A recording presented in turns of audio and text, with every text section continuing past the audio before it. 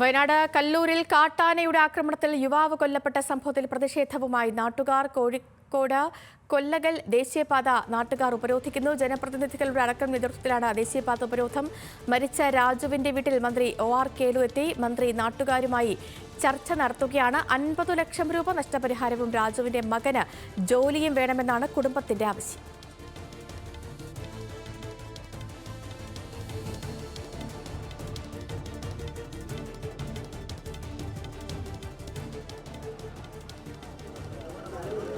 Okay അല്ലേ?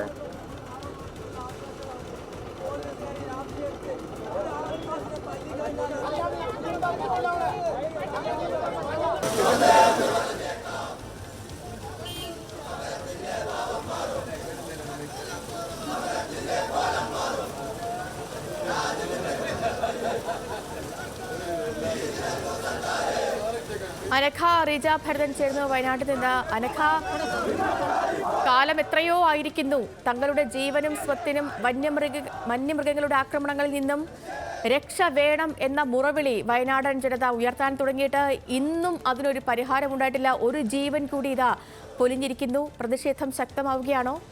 വിവരങ്ങൾ.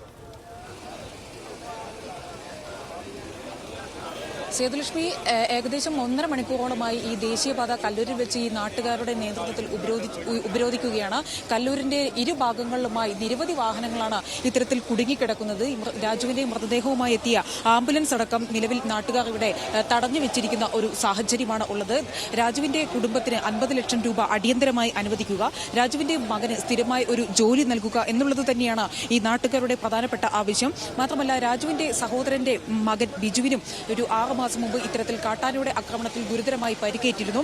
അയാളെ ഇന്നുവരെ ഒരു ജനപ്രതിനിധി പോലും സന്ദർശിച്ചില്ല എന്നും ഈ നാട്ടുകാർ ആരോപിക്കുന്നുണ്ട്. ഏതായാലും അദ്ദേഹത്തിന്റെ രാജുവിന്റെ സഹോദരപുത്രനായ ബിജു അടക്കം ഇത്തരത്തിൽ നട്ടലിന് പരിക്ക് ബാധിച്ച് നിലവിൽ ചികിത്സയിലാണ്. നിരന്തരം കാട്ടാന ശല്യമുള്ള ഒരു മേഖലയാണ് ഈ കല്ലൂർ എന്ന് പറയുന്ന പ്രദേശം.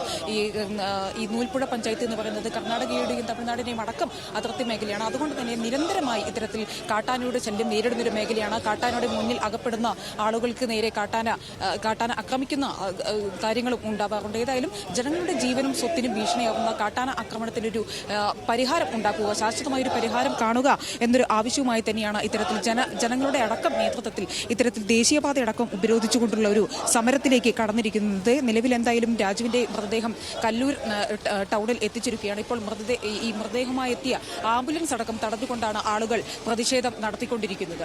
ഏതായാലും നേരത്തെ OR കേളു മന്ത്രിയടക്കം നേരത്തെ സംഭവസ്ഥലത്തെത്തി രാജുവിന്റെ വീടും അതേപോലെ തന്നെ രാജുവിന്റെ സഹോദരന്റെ പുത്രൻ പരിക്കേറ്റ് കിടക്കുന്ന വീട്ടിലും അദ്ദേഹം എത്തുന്നൊരു സാഹചര്യം ഉണ്ടായി. IC Balakrishnan MLA സംഭവസ്ഥലത്തുണ്ട്. ഇത്തരത്തിൽ ജനപ്രതിനിധികളടക്കം സംഭവസ്ഥലത്ത് എത്തിയിട്ടുണ്ട്. ഏതായാലും രാജുവിന്റെ കുടുംബത്തിന് 50 ലക്ഷം രൂപ ഉടനടി നഷ്ടപരിഹാരം നൽകുക, അദ്ദേഹത്തിന് മകന് ഒരു ജോലി, സ്ഥിരമായുള്ള ഒരു ജോലി നൽകുക എന്നത് തന്നെയാണ് പ്രധാനമായും ഈ നാട്ടുകാർ ഉന്നയിക്കുന്ന ആവശ്യം. മാത്രമല്ല, ഈ വർദ്ധിച്ചു വരുന്ന വന്യജീവി സംഘർഷത്തിന് ശാശ്വതമായ ഒരു പരിഹാരം കാണണം എന്നും ഈ നാട്ടുകാർ പറയുന്നു.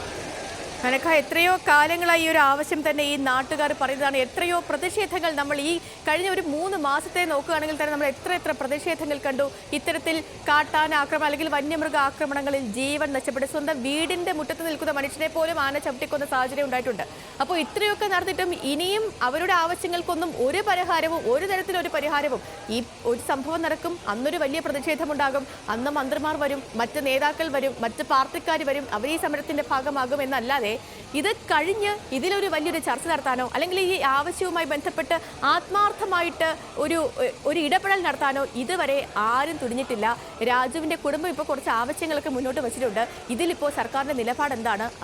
മന്ത്രി അവിടെ എത്തി, അദ്ദേഹം ഇതിൽ എന്തെങ്കിലും ഒരു ഉറപ്പ് നൽകുന്നുണ്ടോ ഈ കുടുംബത്തിന്? മന്ത്രി സംഭവസ്ഥലം സന്ദർശിച്ച ശേഷം ഇപ്പോൾ മടങ്ങിപ്പോയിരിക്കുകയാണ്. ഏതായാലും മന്ത്രി ഇത്തരത്തിൽ ജനങ്ങളുടെ അടക്കം നേതൃത്വത്തിൽ ഒരു മീറ്റിംഗ് നടത്തി ഇത്തരത്തിൽ രാജുവിന്റെ കുടുംബത്തിന് സാധ്യമായതെല്ലാം അദ്ദേഹത്തിന്റെ കുടുംബത്തിനുള്ള അർഹമായിട്ടുള്ള നഷ്ടപരിഹാരം അടക്കം നൽകാം എന്നുള്ളൊരു ചർച്ച ചെയ്യാം എന്ന് മന്ത്രി സൂചിപ്പിച്ചിട്ടുണ്ട്. IC ബാലകൃഷ്ണൻ MLAയും അതുപോലെ തന്നെ OR കേളു മന്ത്രിയുടെയും അടക്കം നേതൃത്വത്തിലായിരിക്കും ഇത്തരത്തിൽ ജനങ്ങളുടെ അടക്കം സാന്നിധ്യത്തിൽ ഈ ഒരു ചർച്ച നടത്തുക. ഇത്തരത്തിൽ സേതുലക്ഷ്മി നേരത്തെ സൂചിപ്പിച്ചതുപോലെ തന്നെ വയനാട് ജില്ലയിൽ നിരന്തരമായ വന്യമൃഗ ശല്യം നേരിടുന്ന ഒരു മേഖലയാണ് വരികയാണ്. കീണിച്ചിറയിലടക്കം സമാനമായ രീതിയിൽ കടുവയുടെ ആക്രമണം ഉണ്ടായിട്ടുണ്ട്. ഈ കാട്ടാനയുടെ ആക്രമണം അല്ലെങ്കിൽ കടുവയുടെ ആക്രമണങ്ങളെല്ലാം തന്നെ നിരന്തരമായി വയനാട്ടിൽ നിന്ന് ഉയർന്നു വരികയാണ്. ഏതായാലും ഇത്തരത്തിൽ ഉയർന്നു വരുന്ന വന്യമൃഗ ശല്യത്തിന് ശാശ്വതമായ പരിഹാരം കാണണം എന്നുള്ളത് വയനാടൻ ജനത കാലാകാലങ്ങളായി ഉയർത്തുന്ന ഒരു ആവശ്യങ്ങൾ തന്നെയാണ്. ഈ അപകടം ഉണ്ടായതിനു ശേഷമല്ല, അപകടം ഉണ്ടാവാതെ ഇരിക്കണം എന്ന് തന്നെയാണ് ഈ ജനങ്ങൾ ആവശ്യപ്പെടുന്നത്. നേരത്തെ തന്നെ ഇന്നലെ നമ്മൾ ഈ സംഭവ സ്ഥലത്ത് എത്തിയപ്പോൾ പോലും ഈ ജനങ്ങൾ നമ്മളോട് പറഞ്ഞത് ഈ ഫെൻസിംഗ് അടക്കം പ്രവർത്തനരഹിതമായിരുന്നു എന്നാണ് നമ്മളെടുത്ത് പറഞ്ഞത്. ഈ രാജുവിന് പരിക്കേറ്റ ശേഷമാണ് ഇത്തരത്തിൽ ഫെൻസിങ്ങുകൾ അടക്കം വന്ന് വനപാലക സംഘം പുനഃസ്ഥാപിച്ചത് എന്നും നാട്ടുകാർ ആരോപിക്കുന്നുണ്ട്. അത്തരത്തിൽ ജനങ്ങളുടെ ജീവനും സ്വത്തിനും ഭീഷണിയാവുന്ന വന്യമൃഗങ്ങൾക്കെതിരെയുള്ള ശാശ്വതമായ പരീക്ഷണങ്ങൾ നടത്താൻ പോലും വനപാലക സംഘത്തിന് സാധിക്കുന്നില്ല എന്നും ഇവർ പറയുന്നു. ഏതായാലും വയനാട് ജില്ലയിൽ നമുക്കറിയാം, വയനാട് ജില്ലയിൽ ഉടനീളം തന്നെ നിരന്തരം വന്യജീവി സംഘർഷം, ഒരു ഭാഗത്ത് കാട്ടാനയാണെങ്കിൽ മറ്റൊരു ഭാഗത്ത് കടുവയായിരിക്കും, മറ്റൊരു ഭാഗത്ത് പുലിയായിരിക്കും. ഇത്തരത്തിൽ നിരന്തരം വന്യജീവി ആക്രമണങ്ങൾ നേരിടുന്നൊരു മേഖലയാണ്. വന്യജീവി സംഘർഷത്തിന് ഒരു ശാശ്വതമായൊരു പരിഹാരം ഇന്നുവരെ നമുക്ക് ലഭിച്ചിട്ടുമില്ല. ഈ ഏതെങ്കിലും ഒരു വന്യജീവി ആക്രമണത്തിൽ ഒരാൾ കൊല്ലപ്പെടുകയാണെങ്കിൽ അദ്ദേഹത്തിന്റെ കുടുംബത്തിന് ഒരു നഷ്ടപരിഹാര തുക നൽകാം എന്ന് പറഞ്ഞ് ഇത്തരത്തിൽ ജനപ്രതിനിധികൾ അടക്കം മടങ്ങിപ്പോകുന്ന ഒരു സാഹചര്യമാണ് ഉള്ളത്. എന്നാൽ അത്തരത്തിലുള്ള ഒരു നഷ്ടപരിഹാര തുകയോ അല്ലെങ്കിൽ അവരുടെ കുടുംബത്തിന് ഒരു ജോലിയോ അടക്കമുള്ള കാര്യങ്ങൾ ലഭിക്കുന്നുണ്ടോ എന്നുള്ളതും ഇവിടെ ഉയർന്നു വരുന്ന ഒരു പ്രധാനപ്പെട്ട ചോദ്യമാണ്. അതുകൊണ്ട് തന്നെയാണ് ജനങ്ങൾ ഇത്തരത്തിൽ ദേശീയപാത ഉപരോധിക്കുന്നതിലേക്ക് അടക്കമുള്ള കാര്യങ്ങളിലേക്ക് നീങ്ങിയിരിക്കുന്നത്. തങ്ങൾക്ക് എത്രയും പെട്ടെന്ന് ഒരു ഉടൻ ഗഡു, അതായത് ഒരു 50 ലക്ഷം രൂപയാണ് ജനങ്ങൾ ആവശ്യപ്പെടുന്നതെങ്കിൽ എത്രയും പെട്ടെന്ന് ഒരു 20 ലക്ഷം രൂപയെങ്കിലും അടിയന്തരമായി ഈ കുടുംബത്തിന് ധനസഹായമായി നൽകണം എന്നാണ് ഈ കുടുംബം ആവശ്യപ്പെടുന്നത്.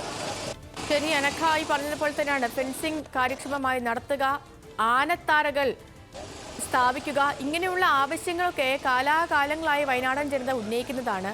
ഈ പറയുന്ന പോലെ എന്തെങ്കിലും ഒരു അത്യാഹിതം നടക്കും, ആ സമയം ഇതൊരു വലിയൊരു പ്രതിഷേധമാകും, പ്രതിപക്ഷ സംഘടനകൾ ആ സമരത്തെ ഏറ്റെടുക്കും, 2 ദിവസം ഇതുമായി ബന്ധപ്പെട്ട ചർച്ചകൾ നടത്തും, 3-ാമത്തെ ദിവസം കാര്യങ്ങൾ വീണ്ടും പഴയതുപോലെ. ഇതല്ലാതെ വയനാടൻ ജനതയ്ക്ക് ഇതുവരെ അവർ നേരിടുന്ന പ്രശ്നങ്ങൾക്ക് ഒരു ശാശ്വത പരിഹാരം ഉണ്ടായിട്ടില്ല. അത് കണ്ടെത്താൻ അധികാരികൾ ആരും മെനക്കെട്ടിട്ടുമില്ല. ഇപ്പോൾ അവർക്ക് അവരുടെ നാട്ടിൽ നിന്നൊരു മന്ത്രിയുണ്ട്, OR കേളു ഉണ്ട്, വയനാടൻ മണ്ണ് നേരിടുന്ന ദുരിതം എന്താണെന്ന് നേരിട്ടറിയാവുന്ന ഒരു മന്ത്രിയുണ്ട്. ഇനിയെങ്കിലും അവരുടെ ആവശ്യങ്ങൾ നിറവേറ്റപ്പെടും എന്ന് തന്നെ നമുക്ക് പ്രതീക്ഷിക്കാം. എന്താണെങ്കിലും ഇന്ന് രാവിലെയാണ് ഒരു വലിയൊരു സംഭവം ഉണ്ടായത്, ഒരു സങ്കടപ്പെടുത്തുന്ന കാര്യം ഉണ്ടായത്.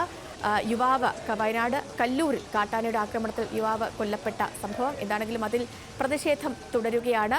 ഈ നാട്ടുകാർ ജനപ്രതിനിധികൾ അടക്കം സാന്നിധ്യത്തിൽ റോഡ് ഉപരോധിക്കുകയായിരുന്നു.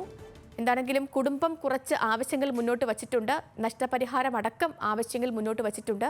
ഇതിലിനി സർക്കാരിൻ്റെ ഉറപ്പ് നേടുകയാണ് അടുത്ത ഘട്ടം. അനഘ, റീജ ഭരതനാണ് വിവരങ്ങൾ നൽകിയത്.